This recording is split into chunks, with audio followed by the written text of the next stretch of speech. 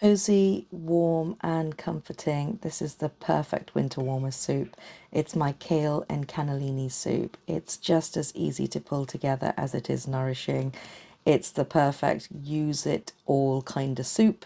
I basically had everything lying at the back of my fridge that I needed to use up, and these are the ingredients that you're going to need. And the one thing that is a must in this, you can swap out the kale for spinach if you like. It will taste slightly different, but it will taste just as good. But a must is the cooked cannellini beans and the stale bread.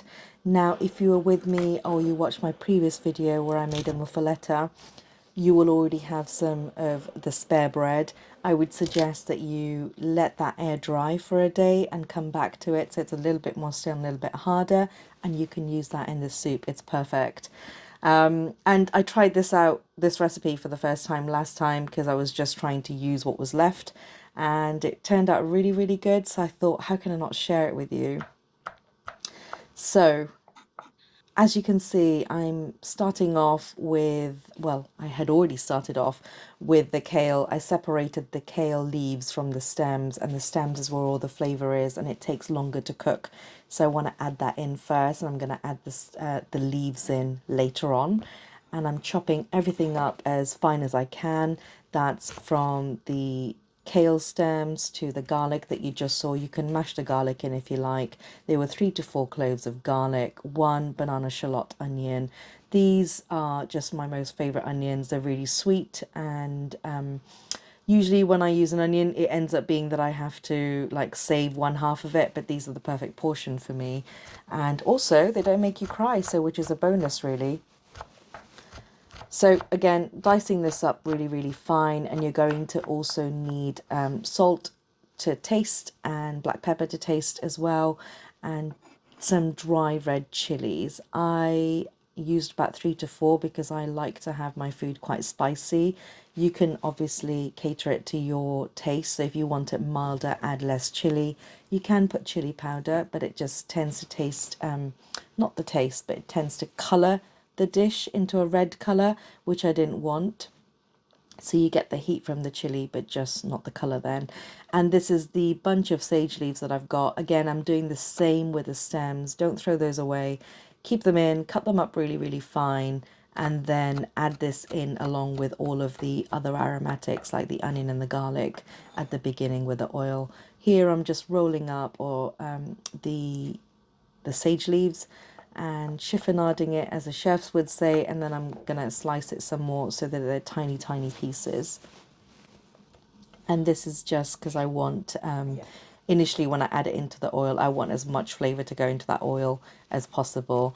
Next, we're going in with some carrots, and you'll see that I'm just chopping them up anyhow, quite rustic. You just want to make sure that they're all equal sizes. So these are kind of triangular shapes, and I'm just making them roughly the same size. And the reason I want them bigger and chunkier is because of the rest of the soup is, well, it's very soft and very smooth and very velvety. So you want a little bit of texture in there by way of these carrots. And I'm also going to be making some broccoli chips. Yes, you heard that right, some broccoli chips. And you're going to also need 2.5 cups of water. I didn't tell you how much of the cannellini beans. So 1.5 cups of cooked cannellini beans, and they literally make it so buttery and creamy, they melt in your mouth. This was a surprise ingredient, which was a broccoli stalk, and I tend to save these if I know I'm making stir fries or soups.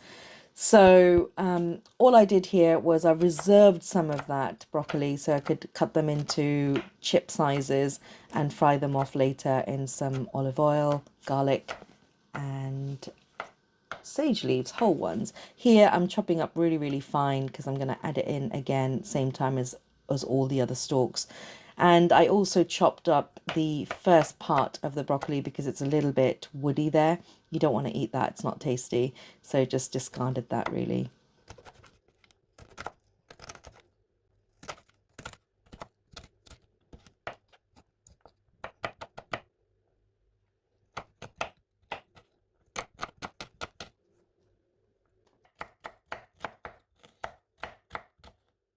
As you're chopping up on the hob, have your pan ready so it's warming up slightly on medium heat.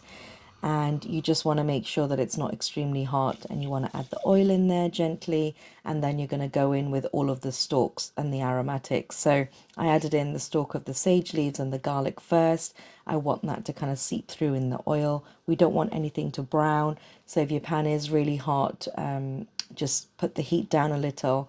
Now I'm going in with the chilies. I'm breaking them up because it's going to impart more of the flavors in there as opposed to keeping it whole.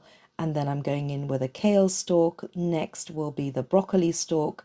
Then I went in with some onions, carrots, whole sage leaves. And I'm really sorry, I had a technical glitch here. I thought my camera was recording, but it clearly wasn't. So after I've added all of those stalks in, and the vegetables, I gave them a little stir fry in there in the oil, so everything was coated, little bit cooked, nothing is browned. Went in with some cannellini beans, about a tablespoon, mushed them in. Then I added all of the cannellini beans, 2.5 cups of water, threw in the kale and also the bread, and covered it for about 10 to 15 minutes. But in between those 10 to 15 minutes, I went in and checked on it to make sure nothing was burning, gave it a stir, mushed down some of the bread because mine was absolutely rock hard. So I needed to kind of mush that down in a little bit more. And your soup is pretty, well, it's actually ready. And that's it. And you want to adjust for any flavorings before this. So as I was adding in the water, I added in the salt and pepper too. And to garnish this off, because like I said, everything is quite soft in the soup. So to add a bit more texture, I made some broccoli chips, which was essentially just some slivers of broccoli, slivers of garlic, whole sage leaves, fried off in some oil. And I'm just topping this off here, and it's really, really tasty. I loved those broccoli chips. They were so good, and believe it or not, so did my kids. And actually my kids love broccoli, so that wasn't a hard sell for them. Excuse me. And then you can go in with any seasonings that you like or you have. I'm using some seeds here. These were toasted up beforehand, and that's it. So enjoy, and please let me know how you enjoy this video, and if you didn't, let me know as well. Bye.